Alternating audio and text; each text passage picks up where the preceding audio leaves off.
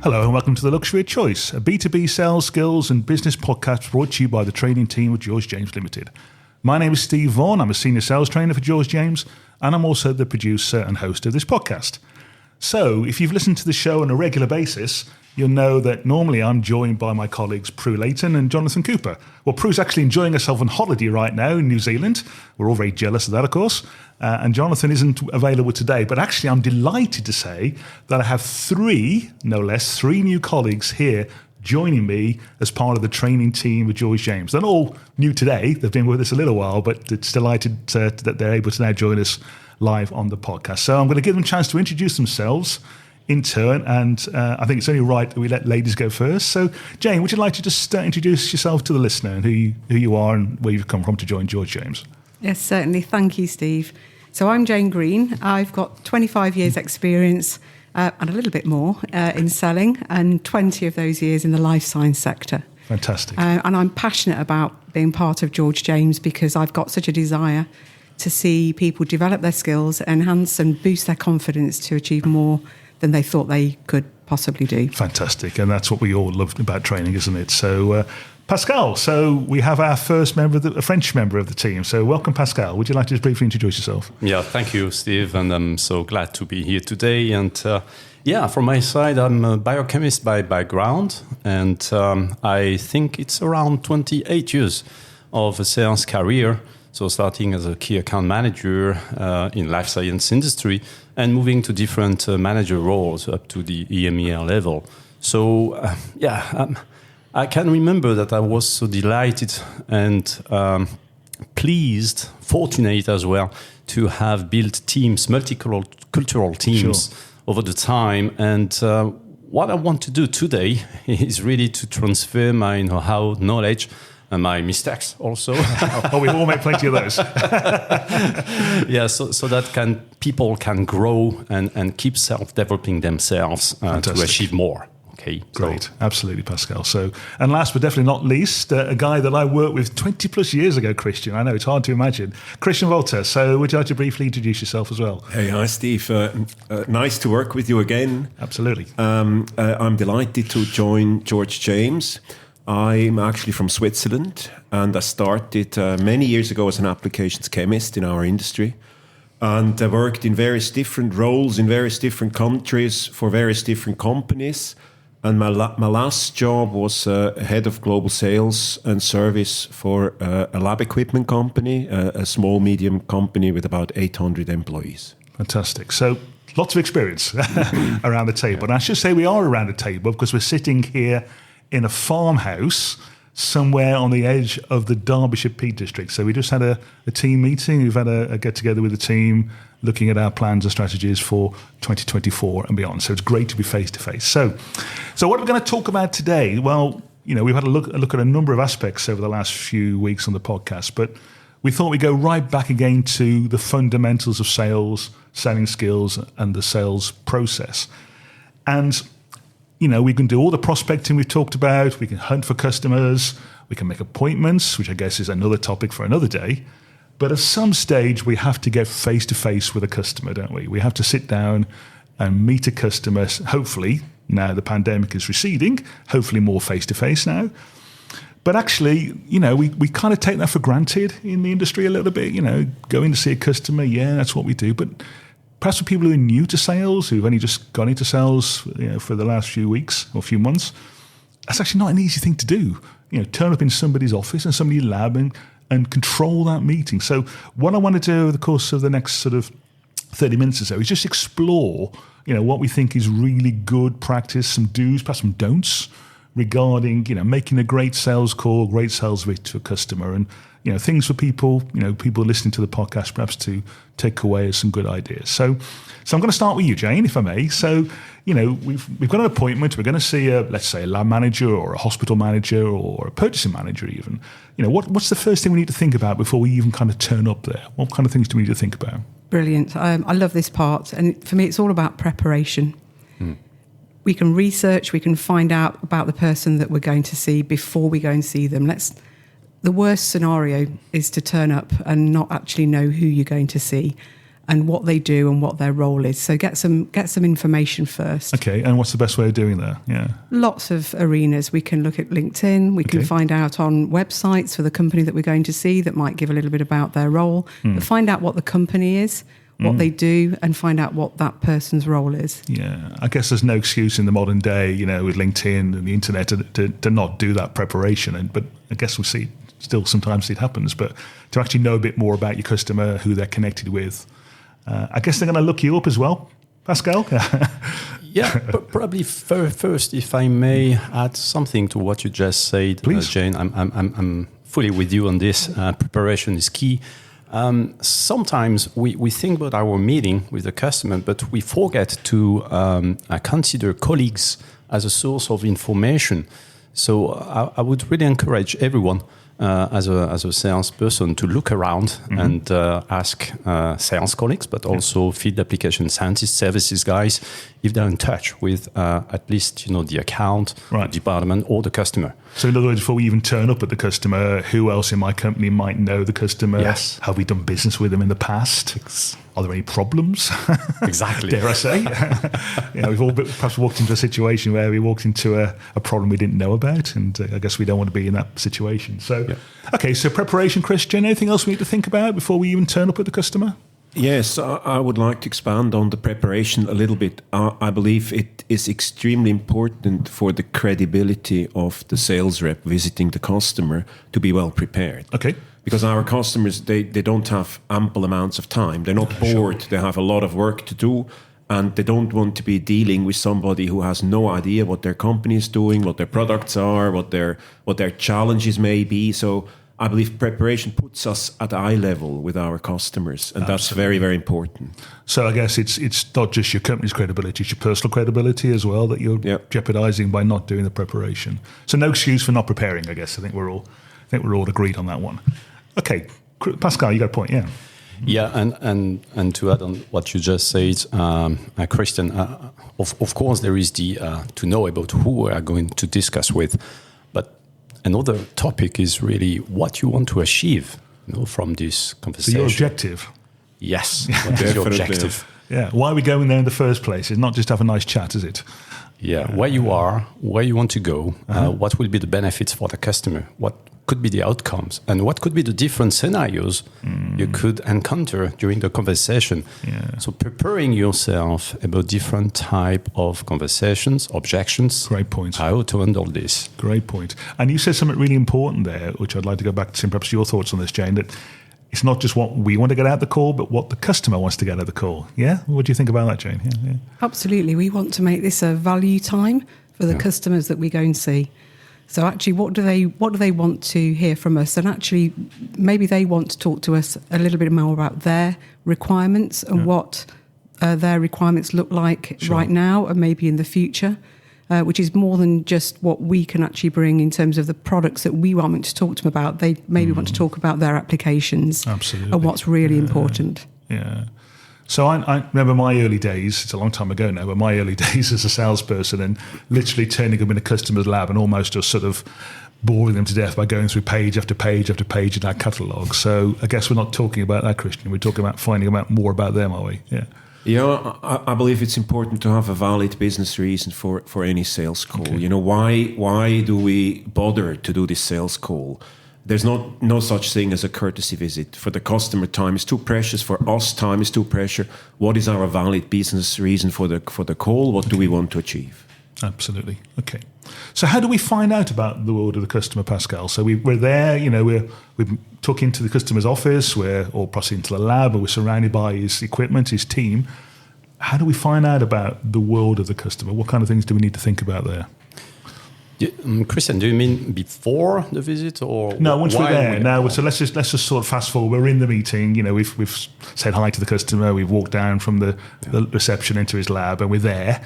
And I guess it's our move. Yeah. Go on, Christian. What are your thoughts? Can I quickly interrupt you? Because not always do they take us into their labs. Well, that's a good point, actually. And I believe it's actually extremely important that we ask to be let into the lab. Okay, why is that? Because there we can see what equipment is standing around, how old it is, how well maintained it is, how many lab technicians are working there. We can get a wealth of information which we then can use for our discussion with the customer. Yeah.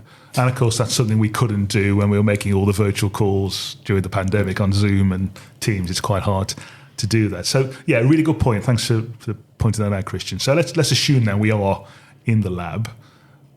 Back to you, Pascal. So how do we start to find out about the customer's world? What kind of things do we need to think about? Yeah, probably before asking the customer this type of question, I would make sure that we agree about the agenda. Okay. So reminding the agenda, the intent of the conversation, the purpose, the outcome, and if customer agrees about this, then we can move on.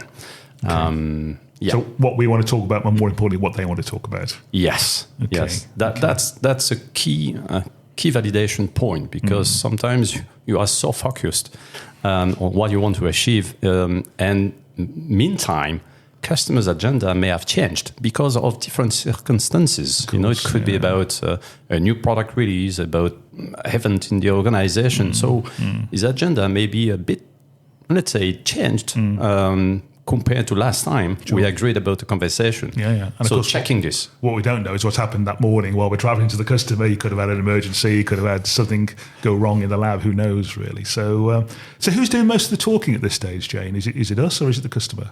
Well, we hope it's the customer. Okay, I agree.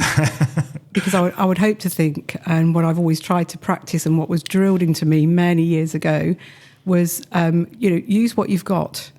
One mouth, two ears. Absolutely. So that could be the ratio in terms of who's talking and who's listening. So I would hope that as the salesperson in there, we're asking some great open questions. Right. And also being interested. When we get an opportunity to see somebody's lab, we can see what they're using. And it's great to say, why do you use that? What do you do with this? Yeah. Find out what they're really using, what they like about what they do, what they need to do, and understand the whole process. So it's being curious, being nosy almost, Christian? I believe curiosity is a key hallmark of a good sales rep. Sure. Be interested in what the customer is doing, trying to learn every day. Every day is a day at the Academy of Life, and you can learn something valuable. So curiosity is key.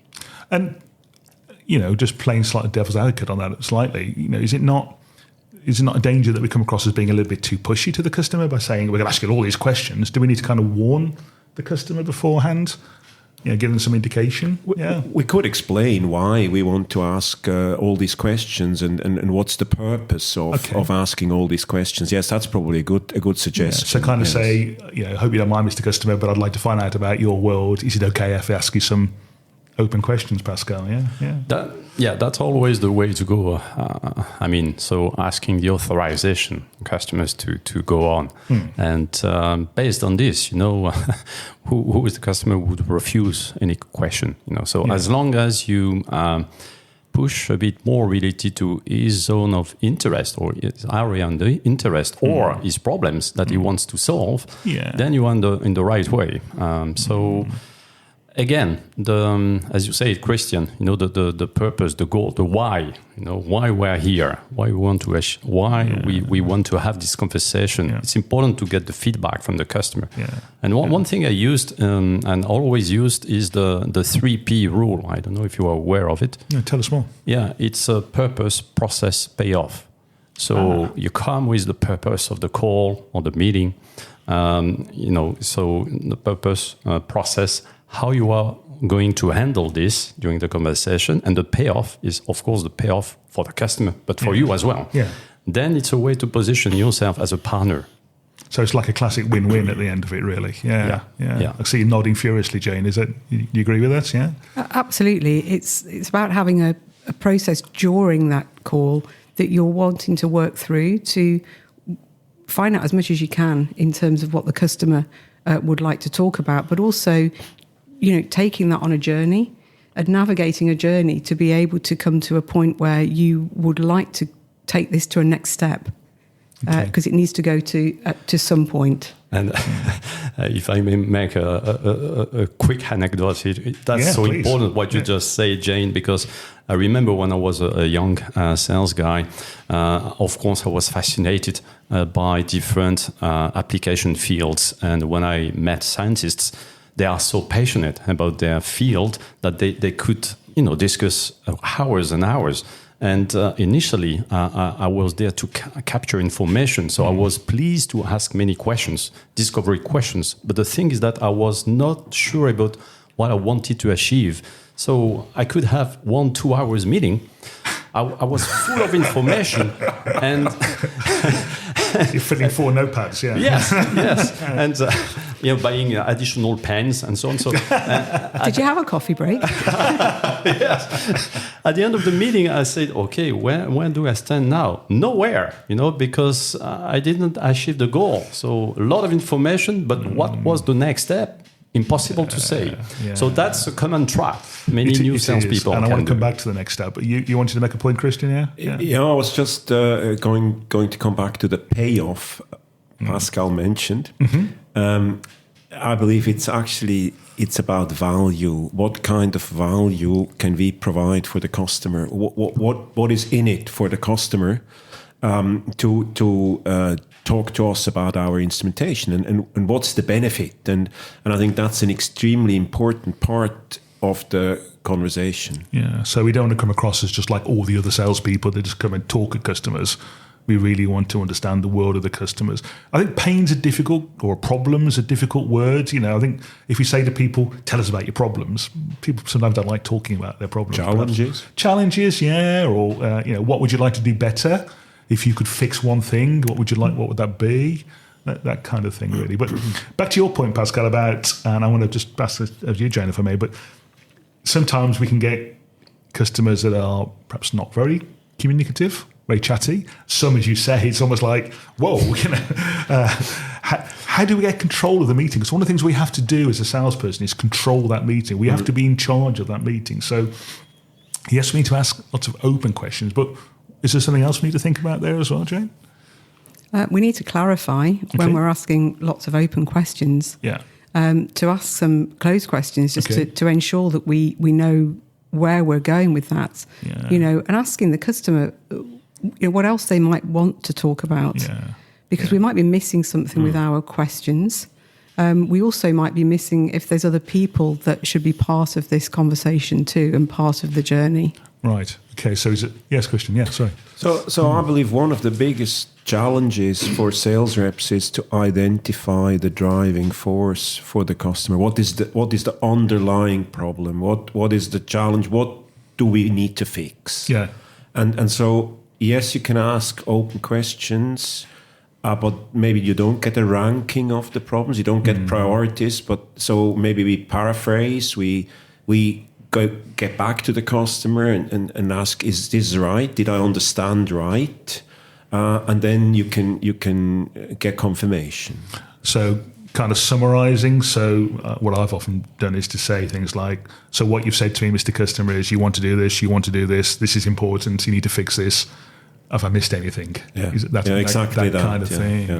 Yeah. So, anything else we need to be thinking about at this stage, Pascal? Have we missed anything? I think the reformulation is key, as Christian just said, and probably a couple of other aspects to be considered. One of them is managing the silence, because sometimes you ask questions to customers. That's a great point. And new salespeople, they are either so focused on getting something from the customer or reaching their objective. That's a great point. That they cannot cope with the silence. But it's so powerful. It really is, isn't it? And I think sometimes, again, as new salespeople, we think we need to fill that silence. I talk really fast. And I remember when I first started working in the States, and parts of places like Texas, they talk very slowly.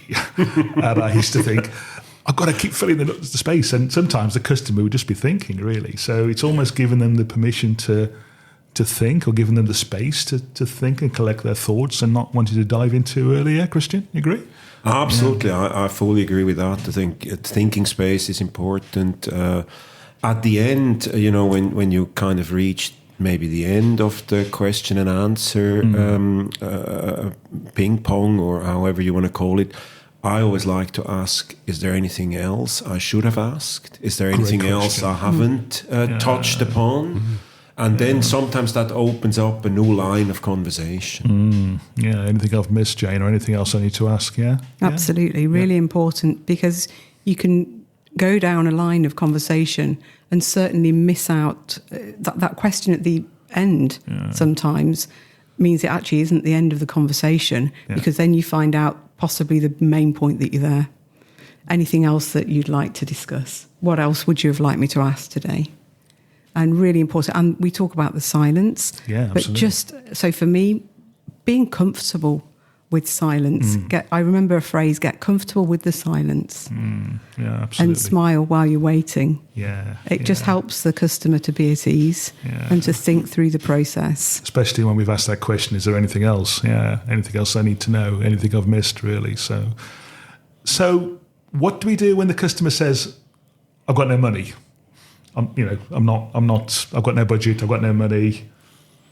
How do we handle that? Is that something we deal with, or is that something we... That's a great question. Yeah. I love it. Because then they're not saying they don't want our products. They're just saying they've got no money. And so at some point they will get money. So a great question would be, when are you likely to get budget? When is your next budget round? Great. And if you had to get some funding, what would the process be, Christian? Yeah, I think that's a very important question. What is your budget? What's your budget procedure? What's your funding procedure? Who else should we talk to? Can we help you in your internal discussions? These are some of the questions that could help in that situation. Yeah, and I would say who is in charge? By when can you get the money? But not only the money, it's when can the money be spent? Yeah.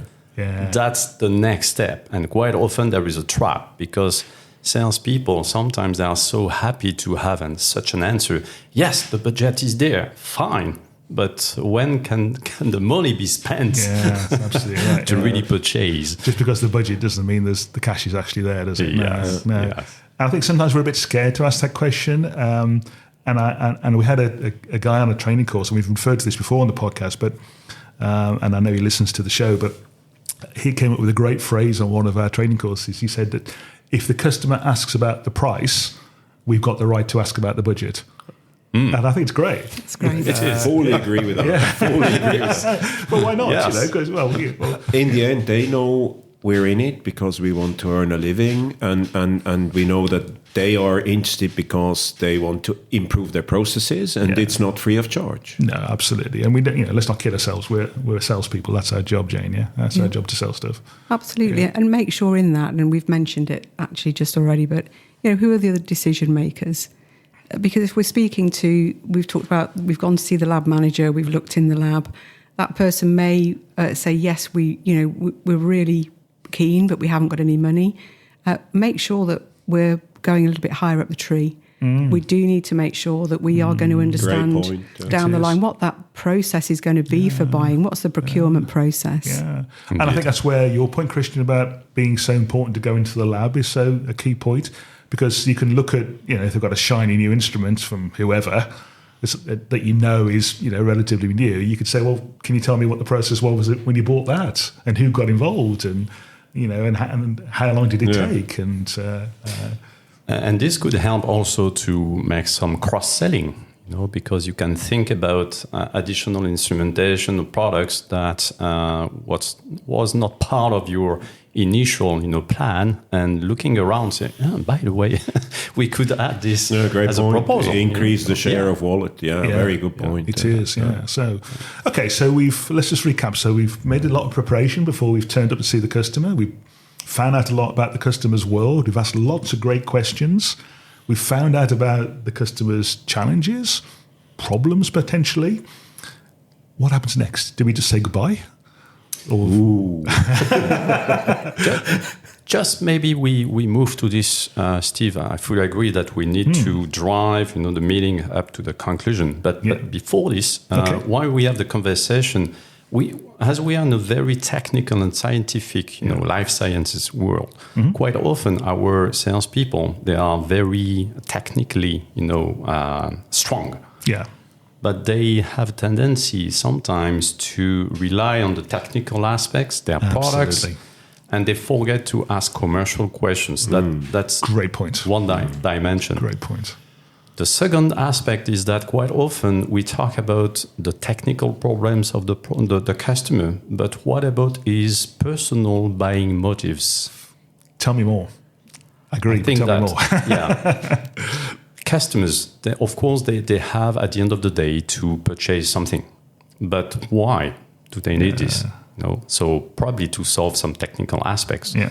But why do you decide for someone or for some company? Is that because there are motives behind and there is a willingness to work with someone, not especially for a product, but to work with someone.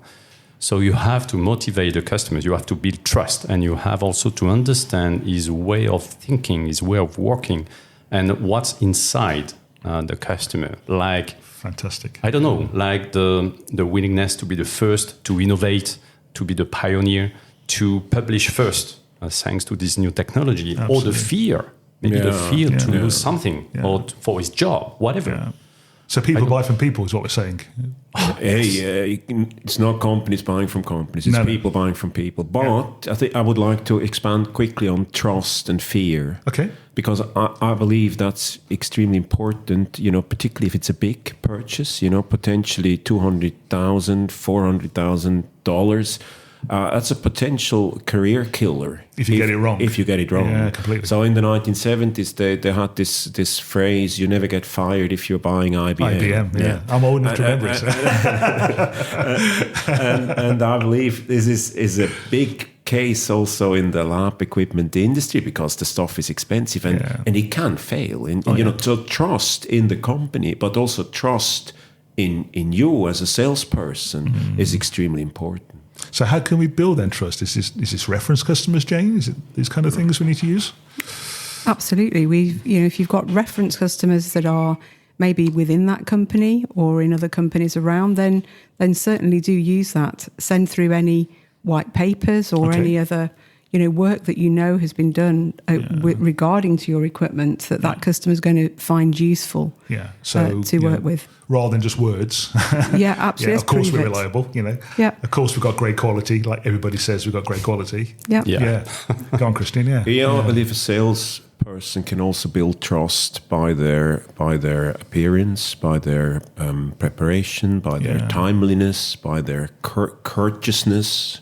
I believe this all plays part in the whole building of trust, and it's a very subtle process. Yeah, and I'm a great believer that trust takes a long time to build, but only a second to destroy. Yeah, Pascal, you're nodding. Yeah, I think I have one word for this: is a reliability.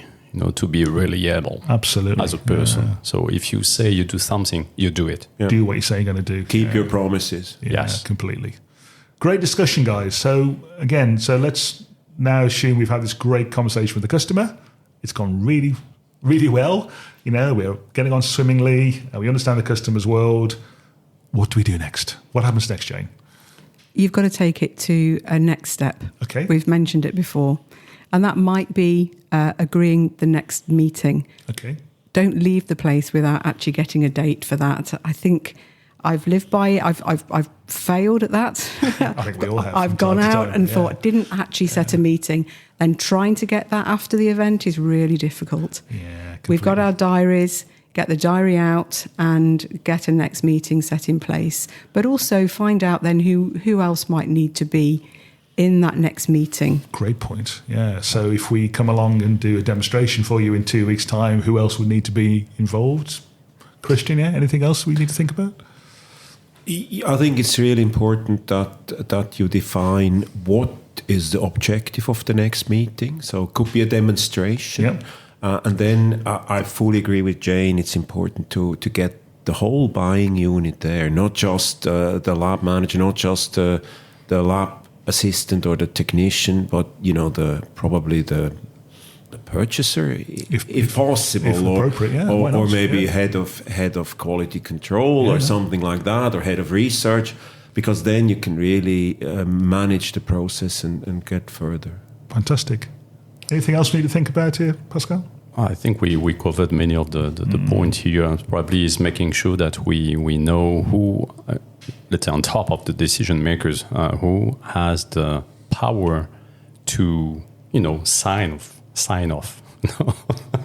So that's key, because especially in strategic sales, in big organizations, but also in academic institutes, you have to master this. Otherwise, as I did in the beginning, I could have very interesting conversations with the same customers. I could know his dog name, his family, and so on, but I did not progress on the sales deal itself. So knowing who else needs to be involved to make the decision by when, and And Jayne, you wanted to make a point?